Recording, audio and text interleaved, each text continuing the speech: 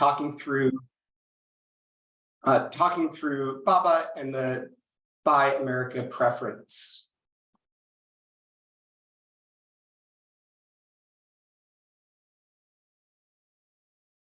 So today's session is focused on the Build America, Buy America Act. More importantly, the Act's Buy America preference, or the BAP. This preference requires that all the iron, the steel, the manufactured products, the construction materials used for federally funded infrastructure projects are produced in the United States unless otherwise exempt or subject to an approved waiver. We have two primary goals for our session today. First, we want to give you all an overview of the requirements as they apply to you all, to HUD CPD grantees. And then two, we want to review basic steps that you all should take in implementing the BAP. And then, as Rachel said, we do have a little bit of time at the end of the session for Q&A. So for our roadmap for today's session, we're going to begin talking through what types of projects, what types of products are covered and are not covered by the BAP. Clint is going to talk through what waivers are available and when they do and when they don't apply. And then I'll talk through how to document compliance with the BAP and walk through a few examples to look at when the BAP may or may not apply to a specific program.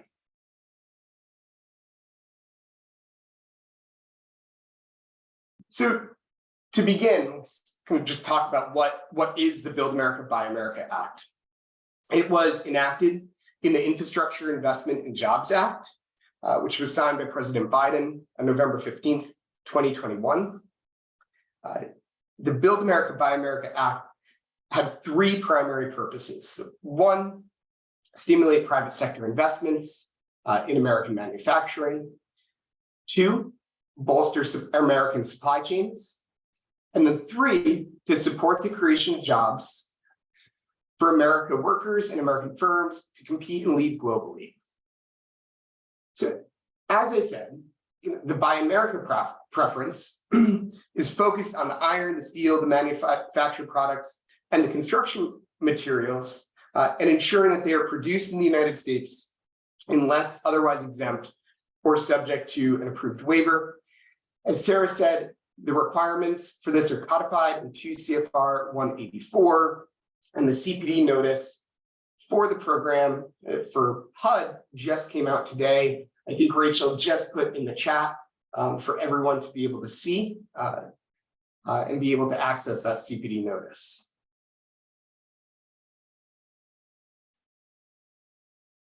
So let's begin with what projects and products are and are not covered by the BAP. So first, what are the type of projects that are covered? For the purposes of the BAP, an infrastructure project is defined as a project that includes construction, alteration, maintenance, and repair. So even if the primary purpose of the project is not infrastructure, a project that is including any one of those components, construction, maintenance, alteration, or repair, can be covered by that. We'll talk through those projects in a little bit more detail. But first, I want to just look at what are the different HUD CPD programs that are covered, right? You all are wondering, which programs do I have that do and don't apply or may and may not apply to the BAP? Clint will talk through the phased implementation waiver of when the requirements are applicable for the different programs, but CPD programs that are subject to the BAP include CDBG, HOME, HTF, ESG, COC, HOPWA, CPF, and RHP.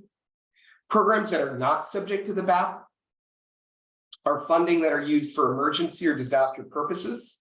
Any of your CV grants, so CDBG, CV, ESG, CV, or HOPWA CV, as well as CDBG DR.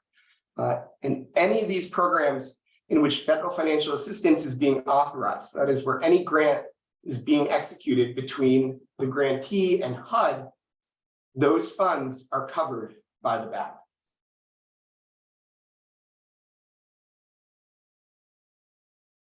So what are some different types of projects that are covered? CPD funded activities that might be subject to the BAP include rehab of buildings or real property, construction of public facilities and improvements, utility infrastructure and installation, electrical installation, broadband infrastructure and installation, transportation infrastructure are all potentially subject to the BAP. Examples of CPD activities that might not be subject to the BAP include acquisition of real property, relocation and demolition, public services, operating expenses, supportive services, subsistence or short-term payments, economic development activities, admin, and then, as I just said, disaster and emergency response.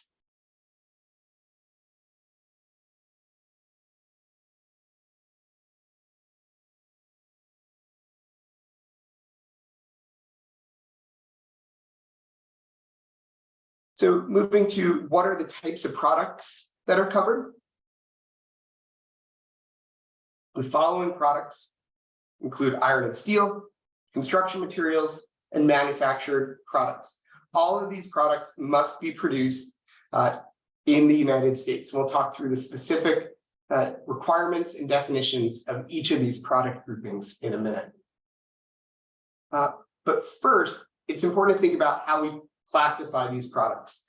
The product can only be classified into one of those categories, into iron and steel, manufactured, or construction materials. And that classification, that's determined when the product arrives at the work site. So you are making that determination if it's a manufactured product or iron and steel, not when it's in the factory, not when it's being produced, but when it arrives at the final work site.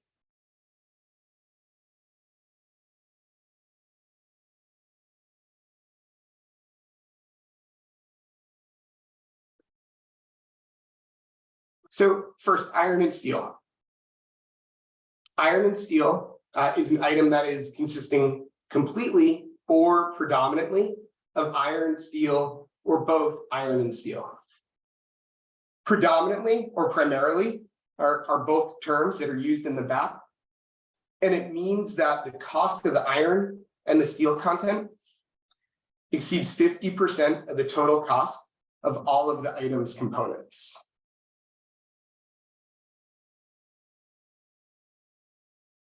And so what are the production requirements for iron and steel? So all of the manufacturing, beginning with the melting and the pouring, must occur in the United States, and all subsequent activities, be it grinding, rolling, bending, reheating, casting, all must occur in the United States for iron and steel.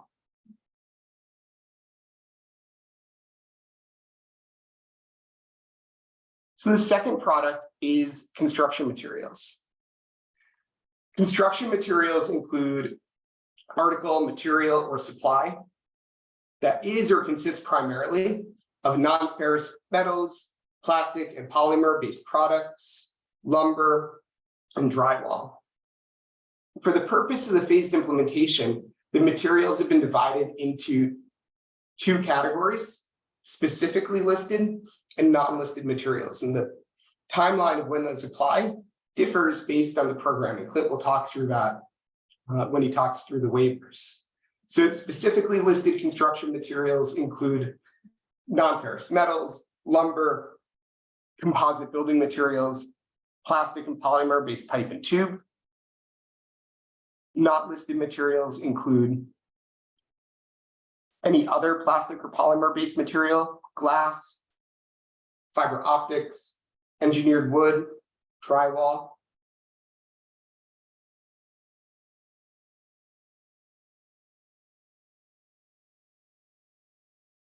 And for production requirements, all the manufacturing processes of those construction materials must occur in the United States. And it's important to note that minor additions of materials or binding agents to a construction material, those don't change the categorization of the material.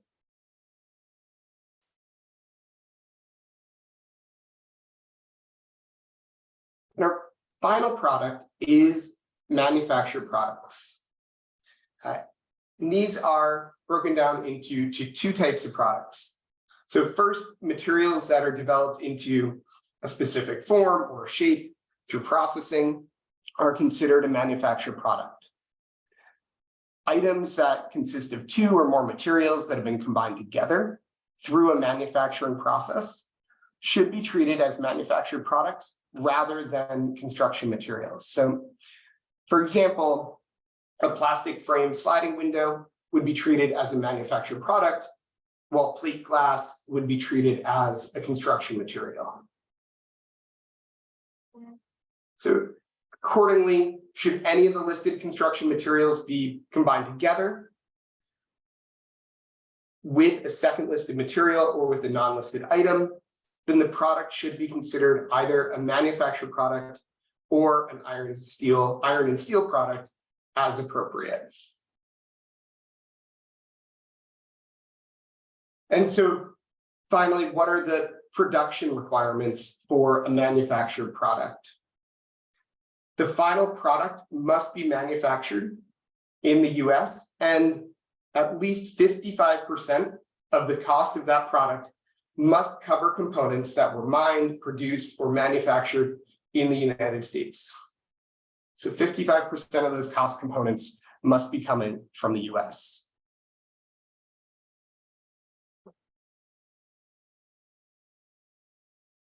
And so to pivot, we've talked about what products are covered. Let's just talk for a second about what products are not covered by the BAP. So temporary products and materials that are removed at or before project completion, items like temporary scaffolding or equipment or tools are not covered by the BAP. Equipment and furnishing, items like movable chairs, desks, portable computer equipment that are used at or within the finished project are not covered by the BAP. Any TA or management costs, and then any design and planning costs are not covered by the BAP. So really only looking at the materials that are going into the infrastructure projects. We're going to jump to a couple knowledge checks. I have seen a number of questions come in through the chat asking about home ARP. And I missed that as I was talking through the list. Home ARP would fall in the category of not being covered. Home ARP funds were obligated prior to November 15th, 2022, and so therefore are not subject to the BAP.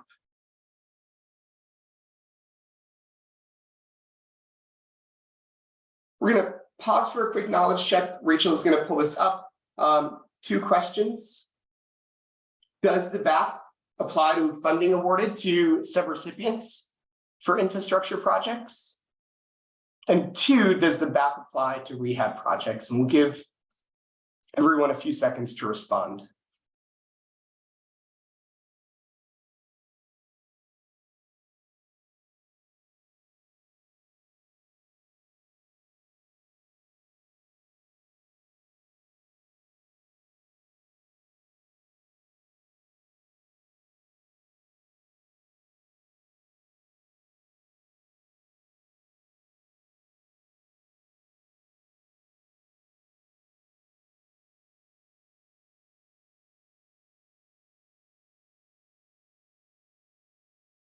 Great. So for question number one, a resounding number of you said, yes, the BAP applies to funding awarded to subrecipients for infrastructure projects. That is correct. Right? All of the BAP requirements are passed down to subrecipients, to contractors, to vendors, be it through agreements or contracts or purchase orders. All of those obligations and requirements you're assuming as a grantee need to be passed down in those agreements. And then two, does the BAP apply to rehab projects? And again, 90% of you said yes, that is correct. Rehab of real property is considered, a repair or an alteration or maintenance, and the BAP may apply. And with that, I'm going to turn it over to Clint to talk through waivers and timing. All right, excellent. Thank you so much, Chris, for all of that information on the products and the projects to which the BAP is applicable. I'm going to change the pace a little bit here, and we will answer the questions. What waivers of the BAP are available, and when do those waivers apply? So currently, there are 4 waivers that have already been approved for CPD funded projects. Those 4 general waivers include exigent circumstances, small grants and de minimis, tribal recipients, and phased implementation. And we're going to talk about each of those a lot more in a minute. So if the conditions for a waiver are met, any of these 4 waivers are met, the BAP requirements can be waived. You do not need to submit a formal request to HUD to use these 4 waivers, but you do need to be sure to document the conditions for using the waiver in your project file to demonstrate the process of determining applicability of the BAP.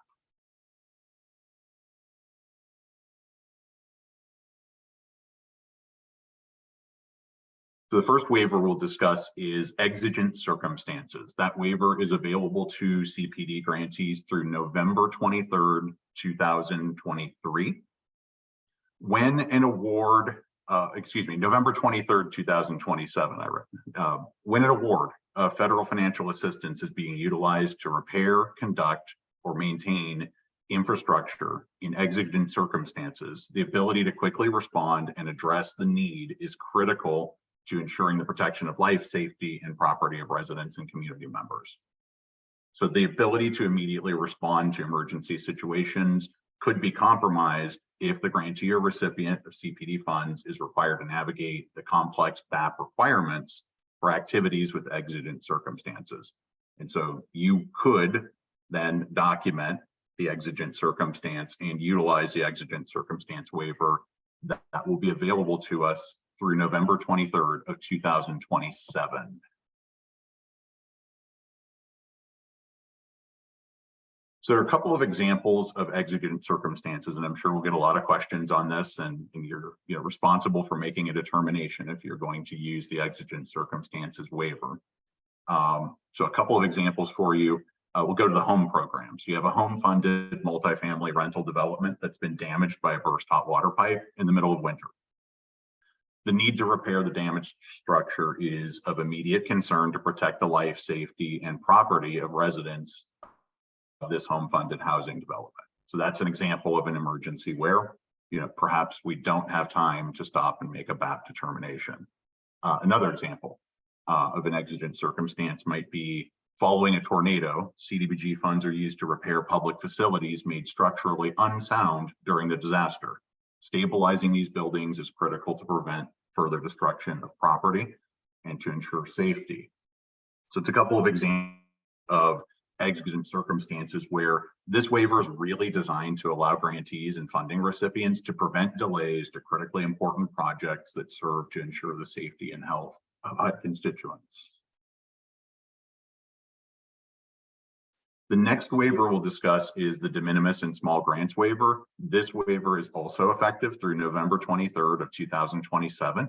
It can be used for projects with a total cost from all sources that does not exceed the simplified acquisition threshold value, currently $250,000, or if the covered BAP products for a portion of the project comprise no more than 5% of the total cost of covered projects used in the project, up to $1 million, then the BAP can be waived for that portion of the project. We'll have an example of that here in a second, because I know it's a lot to take in. So examples of the de minimis and small grants waivers. And this is something that will be really key, I think, for many of our CPD grantees.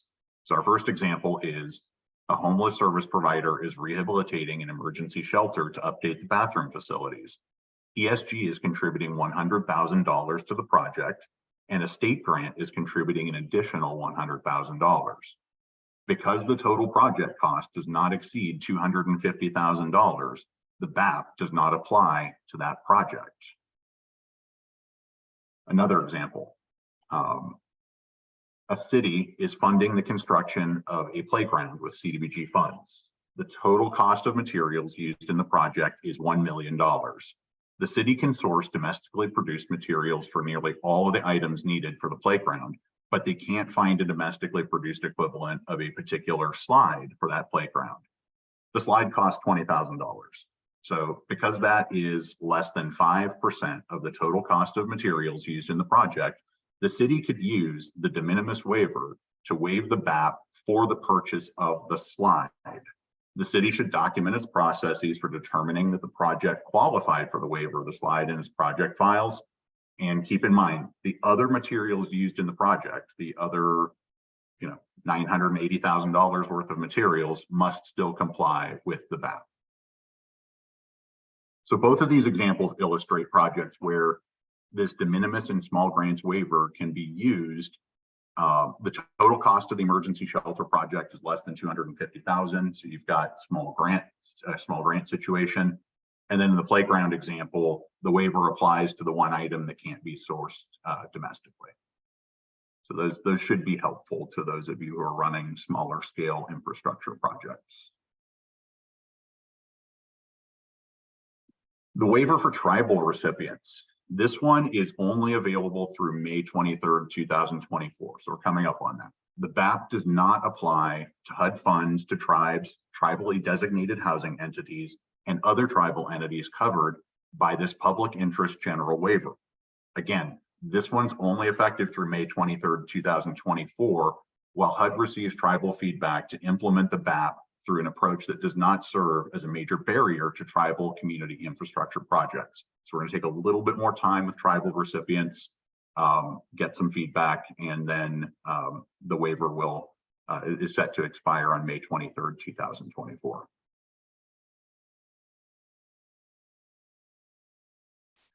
Phased implementation. So we'll have some questions on this, but we have charts, so hopefully this will be helpful. The fourth approved waiver of CPD funded projects is HUD's phased implementation of the BAP itself. To facilitate an orderly transition to the BAP requirements, HUD established a phased implementation waiver for its programs based on the date that the funds are obligated, which is the date when HUD executes the grant agreement in most cases. So when you receive your grant agreement from HUD, the date that HUD signs it is their obligation date of that grant. The BAP is phased both by program and the type of product.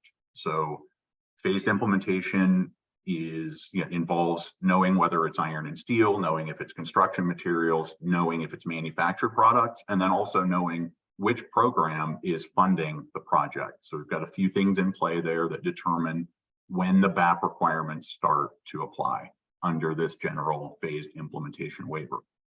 So HUD elected to implement the BAP first for all iron and steel projects used on CDBG funded infrastructure projects where CDBG funds are obligated on or after November 15th, 2022. So we're going to see a lot of questions from CDBG grantees. It's understandable. This is kind of the first wave of implementation under phased implementation. The initial focus on iron and steel in infrastructure projects as the first product, so CDBG being the first program and iron and steel being the first product, will eventually lead to full implementation of the BAP across all HUD programs. So looking at the charts, we can break down when the BAP will apply to your infrastructure projects, depending on formula funding and depending on the products that are used in that project, and of course, the obligation dates. You've kind of got three factors in play on each of the charts. So the first timeline we're looking at is CDBG formula funds. The BAP applies first to iron and steel with obligations made by HUD after November 15th, 2022. The BAP applies later for CDBG formula funds to specifically listed construction materials for CDBG formula grants, starting with the FY24 appropriations. Finally, much later on, the not listed construction materials and the manufactured products will be phased in with the FY25 obligations from HUD for the CDBG program. So we're easing into this. Second part of the chart, recovery housing program grants. So for our recovery housing program grants, or RHPs, the BAP applies to iron and steel when with HUD obligations made after August 23rd of 2023, with specifically listed construction materials starting in FY24. The not listed and the manufactured products will be in FY25. So recovery housing programs, August 23rd, 2023, iron and steel, we're a go. A couple of other programs for you here under CPD for actually balance of programs, all CPD programs with the exception of Home and Housing Trust Fund. The BAP will apply to across the board to all CPD programs for iron and steel beginning February 22nd, 2024. While the specifically listed construction materials, the not listed construction materials, and our manufactured products will be phased in later on August 23rd, 2024 for all of those obligations. So that's everybody with the exception of Home and HTF. So Home and HTF is my final chart, and for Home and Housing Trust Fund, the BAP will apply to all 4 product categories all at the same time. Very simple, very straightforward. So all of those projects that are using funds obligated by HUD from the Home and HTF programs, all 4 product categories will kick in on August 23rd, 2024 for all of those obligations. So at this point, I'm going to ask our moderator to take us into a quick poll, a quick knowledge check. Which are the first 2 CPD programs that are subject to the BAP according to the phased implementation waiver?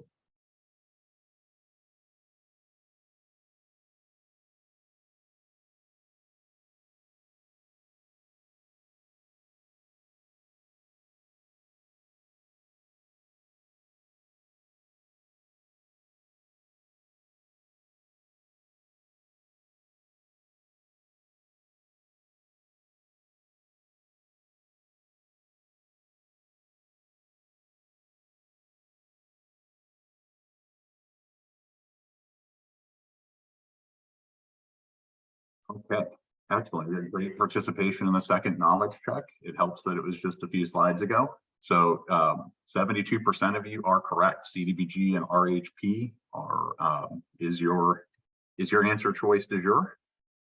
Those are the first 2 programs, first 2 CPD programs that are subject to the BAP according to our phased implementation waiver.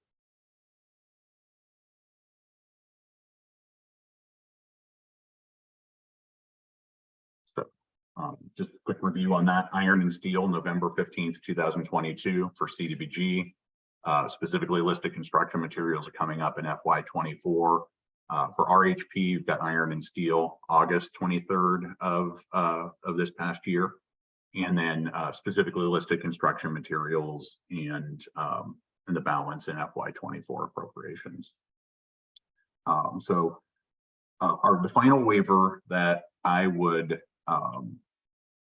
like to discuss with you today is probably the one that is going to require the most effort, and that would be the project-specific waivers. Project-specific waivers are available on a limited case-by-case basis after HUD's review, a public comment period, and final approval from the Office and Management and Budget's Made in America Office, or MIAO. Project-specific waivers are generally available in 3 situations. 1, public interest. So adhering to the BAP would be inconsistent with the public interest. You can justify that. That could be written up and submitted through the process. Non-availability. So a covered material is not produced in the USA in sufficient and reasonably available quantities or of a satisfactory quality. If that can be substantiated, you could pursue the project-specific waiver process. Finally, unreasonable cost. If inclusion of domestically produced covered materials will increase the cost of the overall project by more than 25%, that may also be a situation where you want to consider submission of a project-specific waiver to document the specific circumstances of your situation and get the BAP requirement potentially waived through the process.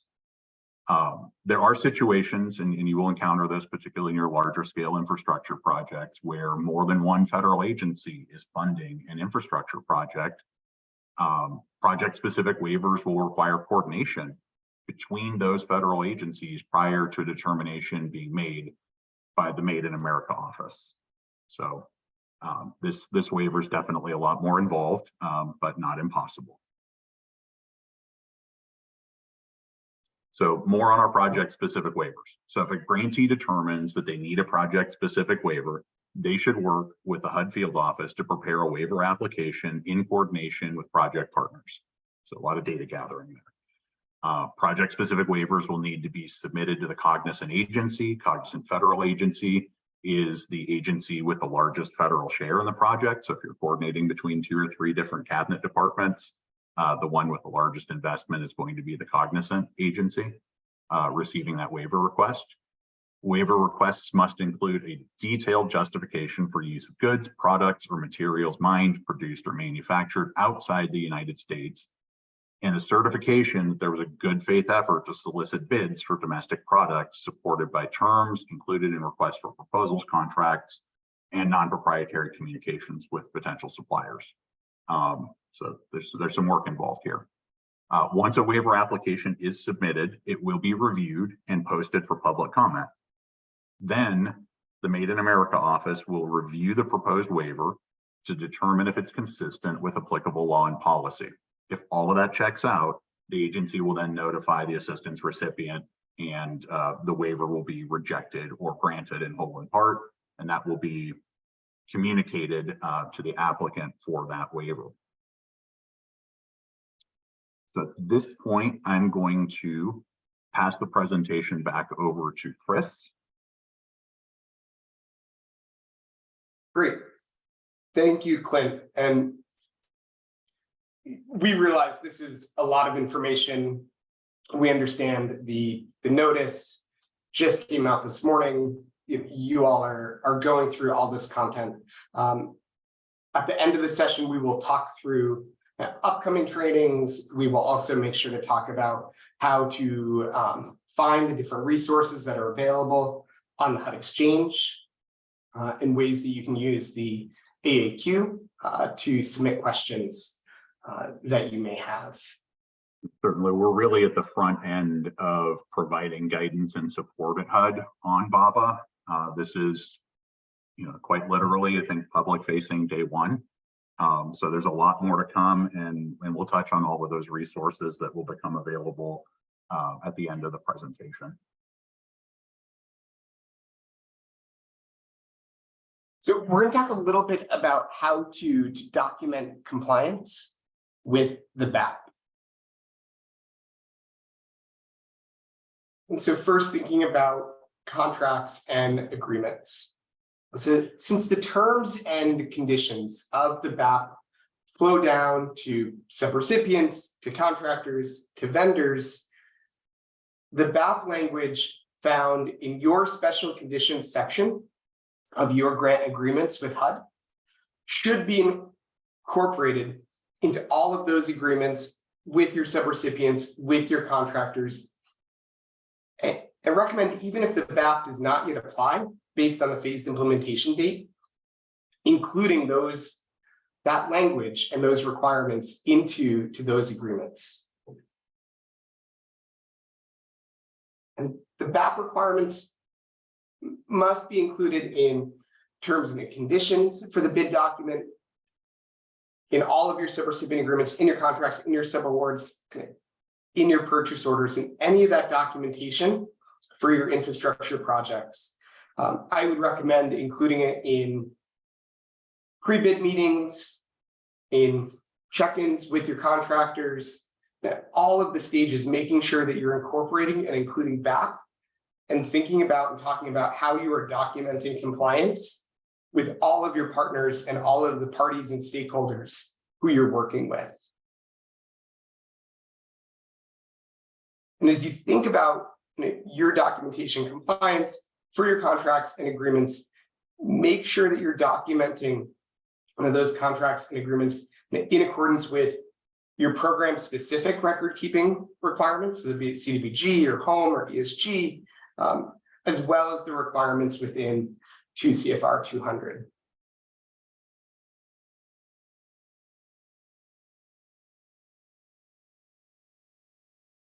And so very quickly, what are the record-keeping requirements? You should be documenting your process for every project in which you're determining if the BAP applies to a project or if it doesn't. How did you walk through considering if any of the waivers applied? How did you walk through thinking about the implementation date? How did you walk through thinking about what the type of project is? And maintaining that documentation in your project file. And then, as I said, make sure you're following your program record keeping and record retention requirements for the program, and that you're now incorporating and including the BAP within your program files. So you may need to update your checklist, you may need to update your file structure so you have a place to be including that documentation for all of the requirements of the BAP. And then finally, if you're using either a general or a project-specific waiver, make sure you're documenting your communication channels. If it's a project-specific waiver, your justification and determination if you're using a general waiver. So you have that documentation. If someone wants to come back and look at it in a year or two, you're able to pull that all up.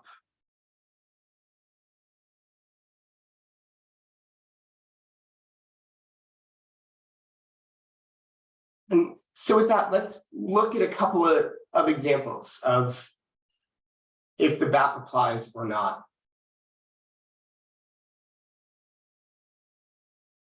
So first, a grantee funds a water and a sewer project that includes iron and steel materials.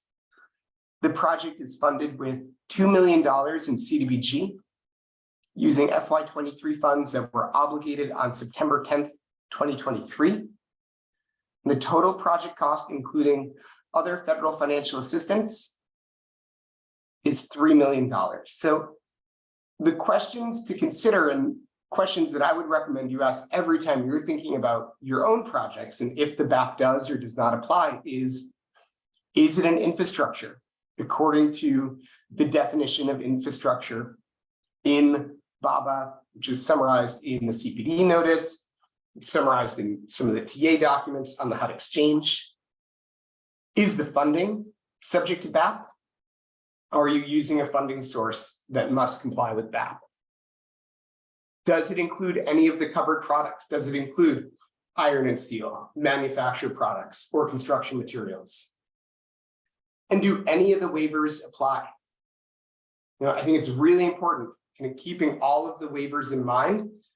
They are there for a reason to make it easier for you to move forward in your implementation of applying BAP and to identify where there are flexibilities for BAP potentially not to apply.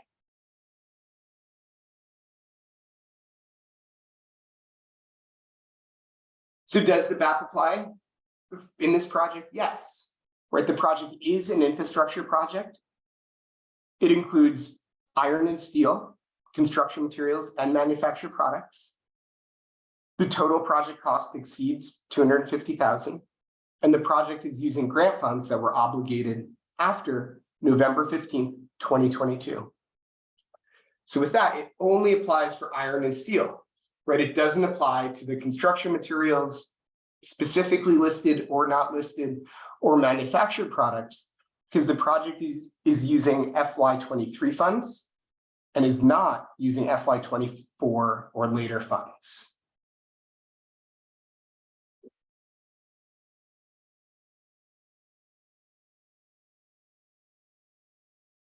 So let's look at another example.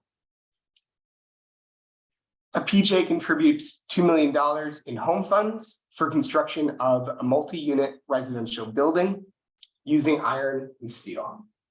The funds were obligated on July 15, 2023. So again, those same questions to consider. Is it an infrastructure project? Does it include covered materials? Do any of the waivers apply? Is the funding subject to BAP?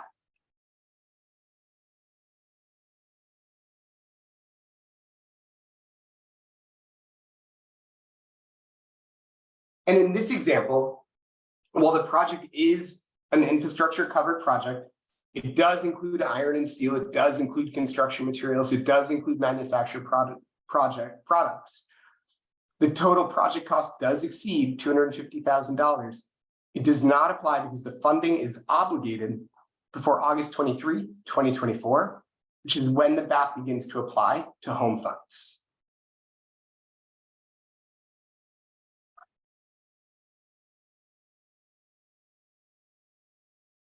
So before we move to Q&A, just a couple of key takeaways.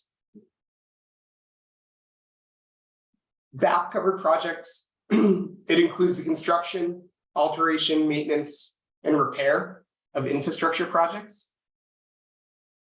Acquisition, demo, and other projects that don't involve any construction, alteration, maintenance, or repair are not subject to the BAP requirement. The covered products are iron and steel, construction materials, and manufactured products. And the phased implementation waiver provides a schedule for when each of these categories for each funding source becomes effective. BAP covers any federal financial assistance, including grants, cooperative agreements, non-cash contributions or donations, direct assistance loans, loan guarantees, and any other federal assistance. It's really any of the funds that are being provided by the CPD programs that we've discussed. Those are subject to the BAP as federal financial assistance, and they're subject to the BAP based on the dates of the implementation notice. And again, the BAP is not just applicable. You answered this question, we've talked about it a little bit, not just applicable at the grantee level, it also is passed down to your subrecipients, to your contractors, and to any other entities who are using those funds on your behalf.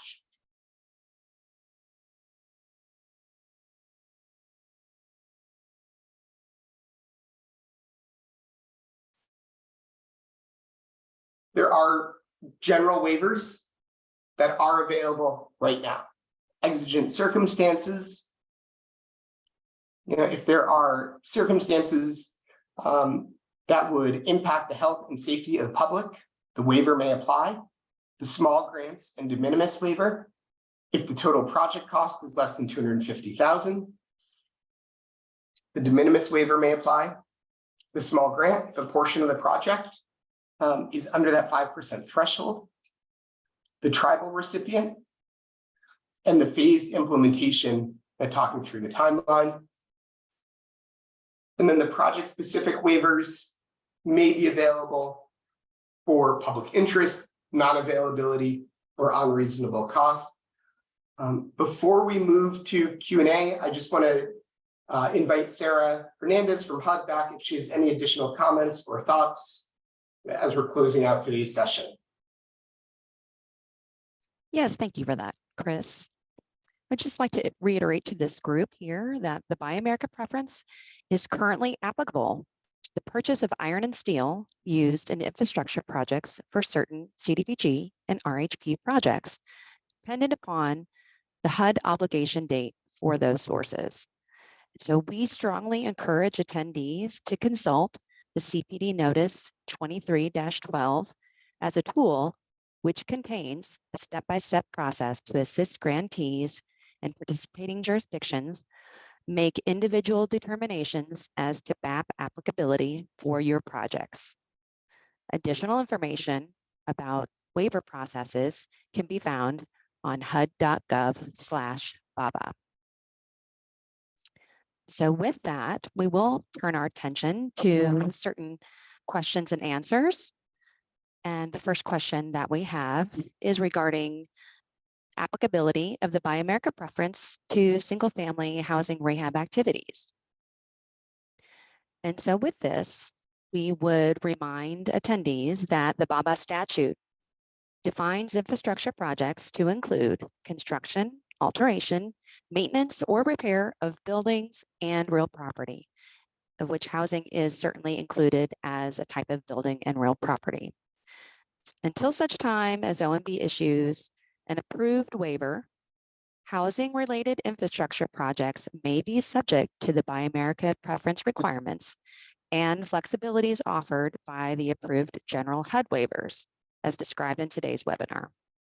Grantees are encouraged to consult the resources on the HUD Exchange, such as the CDBG Quick Guide, for assistance in determining whether the Buy America preference applies to a specific project. Chris, do you have some more questions? We do. Thank you, Sarah.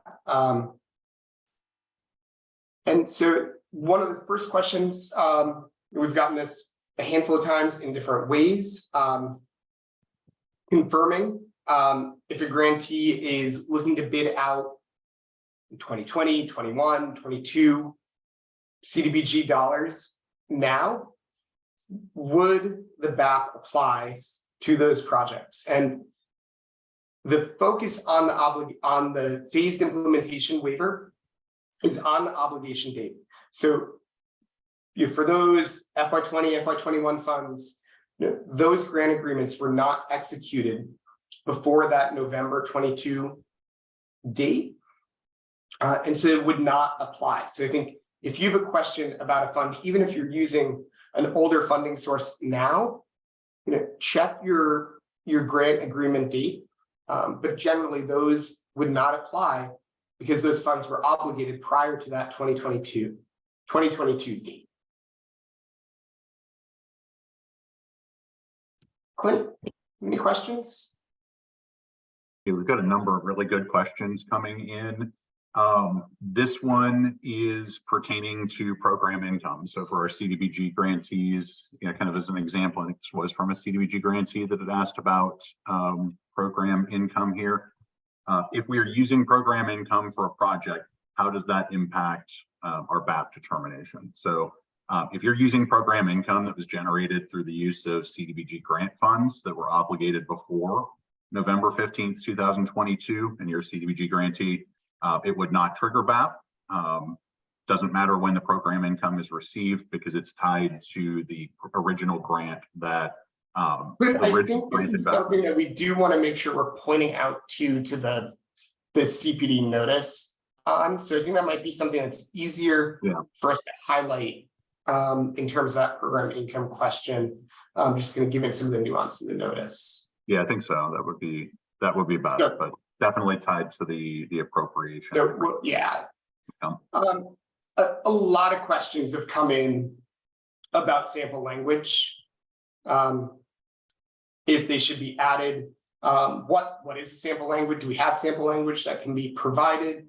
So one, look at your own language in your special conditions of your grant agreement. That can be a great start. Also look in the CPD notice. At the end of the CPD notice, there are a couple of appendices and attachments that include some sample language, include some examples that you can be pulling from for different agreements, different construction contracts that are out there. So there is a lot of great material that is there that you can be looking for. And Sarah, correct me if I'm wrong, but the hope, the goal is for grantees to be recycling as much as they can from the special conditions of their grant agreements. So yes, Chris, I think that is a really great way to sort of wrap up and look at the next steps of taking the Buy America preference into implementation. And so attendees have sample grant agreement language that is currently in their sources, usually in the special conditions, although not necessarily always located within that specific portion of their grant agreement. Typically, you will find that, but I can promise you that everyone would be able to find it as Appendix 3 to CPD Notice 23-12. And you will find that language should be copied and included in all subrecipient agreements, purchase orders, and contracts that are tied to the use of these covered materials in infrastructure projects. So that would be a very excellent and highly encouraged next step, since that is a specific regulatory requirement that can be found within the BABA regulations. And as we begin to continue this into forward momentum to expand beyond our administrative policies and procedures, at that point, you'll be using the steps contained within that notice to identify projects that have applicability, whether that is iron and steel. And as we continue moving forward beyond those types of material classifications into construction materials and manufactured products, because eventually this requirement will be expanded beyond iron and steel. And so with that, we are looking towards engaging our field partners and engaging additional resources to CPD field team so that we can be partners with our CPD stakeholders in handling some of these questions, such as program income, as we begin to move forward and parse things out. Chris, did you have any other questions that you'd like to address? Yeah, and we've got a number of questions asking about the $250,000 threshold for the small grant waiver. So one, that is the threshold. Even if you have different thresholds in your procurement, the $250,000 is the threshold for the de minimis portion of the small grants and de minimis waiver. That is your threshold level, and that is would be for the total project cost, right? So even if that is including CDBG, other federal funds, other local funds, other state funds, private money going into it, that $250,000 would be for the full project budget, not just the CDBG or the home or the ESG portion, or the other CPD funding going into that project. Thank you for reiterating that. I think it's an important takeaway that evaluation of flexibility that's afforded by that waiver is dependent upon the total project cost from all sources being at or below that $250,000 threshold.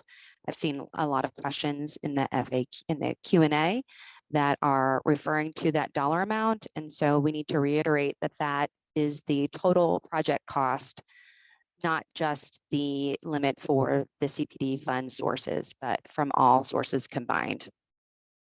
Yeah.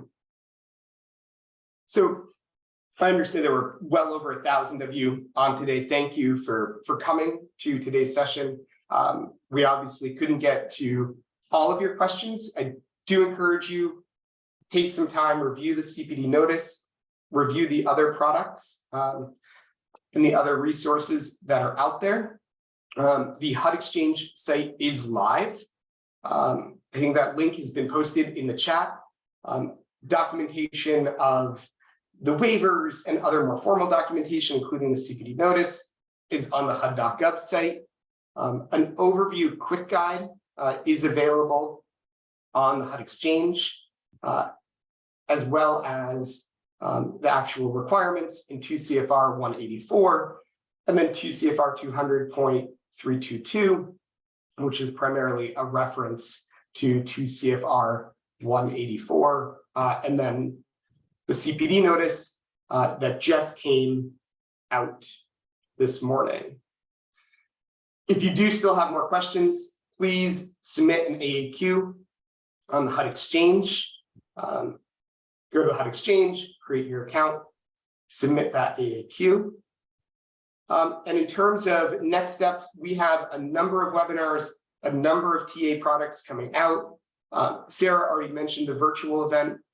It's happening a week from today, but in 2 weeks, we have a webinar specific for CDBG and RHP grantees. At the end of the month, a webinar for ESG and COC grantees. In December for CPF grantees. In January, we have a HOPLA grantee. In late January, I really hope you all come back. We're going to do a big case study webinar where we're going to be able to really dive into much more nuanced examples and talk through when and what and in what capacity the BAP would and would not apply. And then finally, in April, doing a webinar for home and HTF grantees. Again, thank you all for joining. Thank you, Sarah. Thank you, Clint. And thank you all. And we look forward to seeing you in an upcoming webinar. Just one final note, I'd like to add that in our program webinars, we'll be taking a deeper dive into looking at the project-specific waiver process and what those requirements must include. Thank you today to all of my presenters with Enterprise. Thank you.